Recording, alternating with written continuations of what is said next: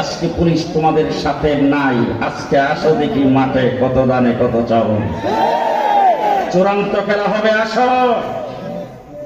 আমার বন্ধুগণ, বেশি সরকার দেশ থেকে পলায়ন করেছেন, রক্তের উপরে দাঁড়ায় অন্তর্বর্তীকালীন সরকার ক্ষমতায় আছে।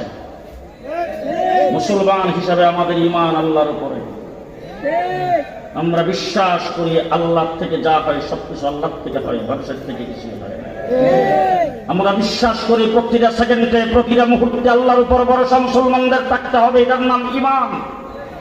ঠিক না ঠিক?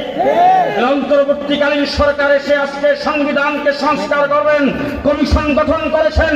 এক নম্বরে জিজ্ঞেস করতে চাই, আমাদের রক্তের উপরে ক্ষমতা গঠন করেছেন, আমাদেরকে বাদ দিয়ে কমিশন গঠন করেছেন কিভাবে?